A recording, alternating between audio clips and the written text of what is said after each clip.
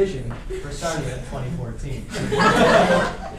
This community is continuing to suffer from many misconceptions, the most prominent of which is, of course, that it's very polluted and that, a normal life is all but impossible. And as we can see, this is far from the truth.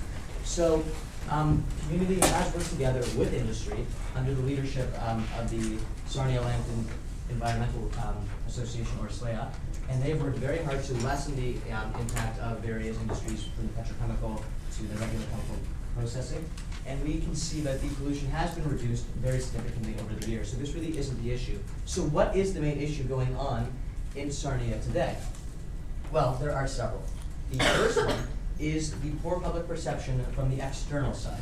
They continue to sort of deal with this reputation that people have this mindset when they come to Sarnia, when they're thinking about it, that that it's polluted and all that. And that's something that they continue to struggle with to this day. The second issue is they have difficulty expanding their population. Most of the young people end up moving to more urban centers or to the GTA, where they pursue their education and eventually build careers and families for themselves. So this is something also that they'll have to address as they move forward. The third issue that Sarnia has right now is its reliance on non-sustainable business practices. Yes, petrochemical and chemical refineries have been a very big part of Sarnia's history, and they will continue to be so, and they have worked to clean up their act, but it's sort of still contributing to that negative image of Sarnia right now for the public perception when they see the smokestacks and the big refineries. So that's something that will have to be addressed as well. And I think, given that what we know about these industries now and how they do determine, cultural determinants of health and how there's all that environmental impact going on, to continue to rely solely on these industries is socially borderline irresponsible, but at the same time necessary. But knowing what it is now, it might be a bad decision business-wise because of its unsustainability. So what are the key strengths that Sarnia has today? The first one is its attractive waterfront, followed by its stable, local, diversified economy after the last recession in the 90s, which helped them to weather the proverbial storm. Now, the third strength is the concentration of the petrochemical industries, which has led to a really highly skilled workforce and a really strong local economy that they continue to work with. Its research and education facilities, such as Lantern College and the UWO Research Park, continue to provide highly skilled workers into the petrochemical industry. And this is also kind of linked up with a tight-knit and involved community that we see many people volunteering their time with the Blue Water Sustainability Initiative, with SLEA, and this is something that we think is rare in these times when people really do give their time and do dedicate themselves to community involvement. So our vision for the Sarnia Lambton community is to make this region a leader in environmentally sustainable and cutting-edge technologies. Now, the way we're going to do this is with three key recommendations. The first being is to launch a public relations campaign. Now, the purpose of this is to combat that sort of negative image, the squeals that you get when you think of the pollution coming out of Sarnia, and sort of to really combat this perception issue that we have, and we feel that is hampering sort of people coming in to tourism, people, graduates being retained, and so forth. The next is create a UWO partnership, and basically, essentially, the end goal of that would be to create a sort of a satellite campus with a focus on environmentally sustainable research, training, and degrees in that field. And lastly, to further establish green industry and sustainable technologies in the region, sort of to make the economy and the environment more sustainable for the future. Now, for the first step of our implementation plan, we're looking at creating a local television, essentially marketing campaign to attract more tourism into the area. Basically getting local tourists from surrounding areas, maybe people who are a little bit more familiar with Sarnia, but wouldn't think of it necessarily as a prime tourist destination currently. Secondly, we want to take the mayor on a touring circuit. We thought he was an amazing speaker, very passionate about the city, and I think he can sort of emphasize all of the progress and development that Sarnia has made over the last little while. And lastly, develop and increase our investment in the waterfront and the tourist districts in Sarnia to sort of complement this strategy as well. We're talking about the marinas they have and the sailing opportunities, world-class beaches. We think we can expand on that, and that would be a real source of sort of making Sarnia more of a tourist destination. And now Mike will talk about the rest of it. To create the UWO Sarnia presentation, the first step is for Mayor Bradley and the director of the research part to approach Western and see if they're interested. If they are, a board of directors should then be composed of people from Western, from the local community in Sarnia, and from industry, who will then be responsible for developing a business plan for the institution. They will also be responsible for going out and hiring an expert in sustainable development in engineering and sciences, who would then be responsible for creating the curriculum for this institution. The next step is to secure funding and approval from the Ontario government.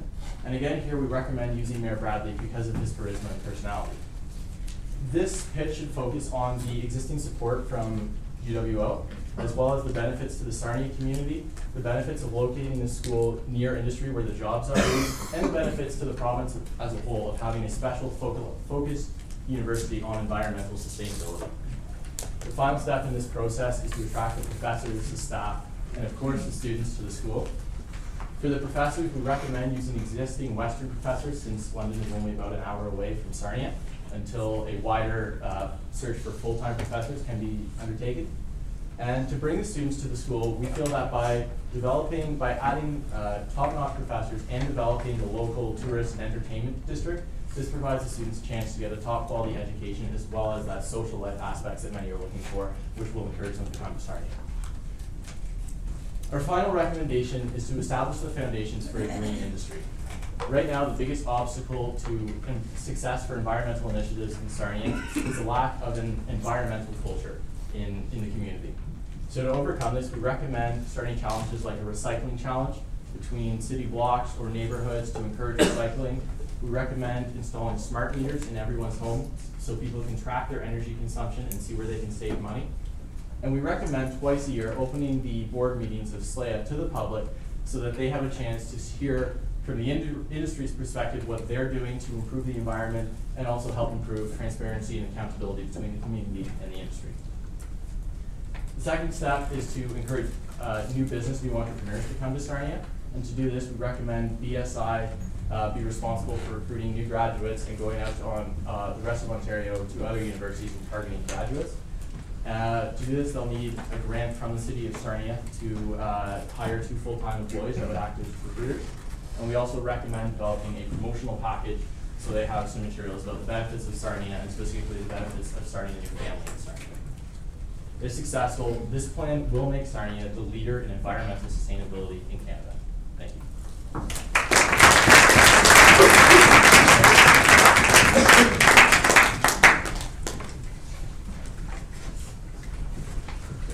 When you're talking about recruitment packages for BSI recruiting your grads, what would you have in the recruitment package? Sure. I guess what that would be, it really focuses on, because we're looking for new entrepreneurs, so if we're looking for people who want to come here, start a business and stay.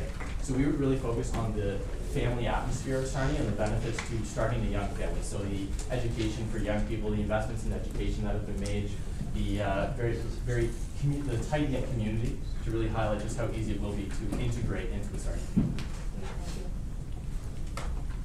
You mentioned the tourism piece as well, and Sarah talked about a TV campaign and a marketing campaign, which was looking at the beaches, marinas, and sailing and that type of thing.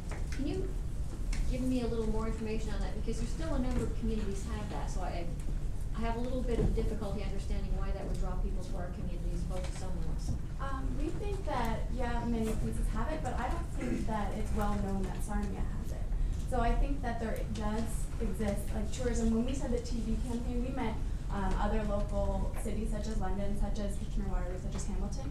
And it's such a close location. I think that people would be willing to go to Sarnia because the lake, the beaches, when we talked to people in Sarnia, they believed that that was their competitive advantage, and they said, unfortunately, we didn't get to see the waterfront, but from what we know, it is kind of unrivaled in the area, and I think that local people would be willing to go to Sarnia for the beaches, for the sailing, tourism. And also, just to add on to that kind of thing, when we were thinking about the television campaign, we had sort of thought of an idea to really emphasize that type of community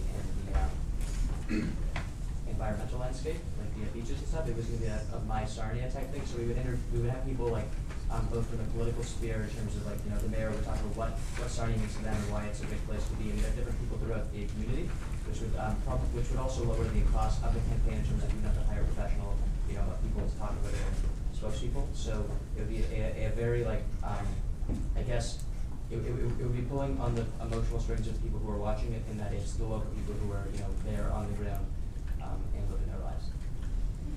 Thank you.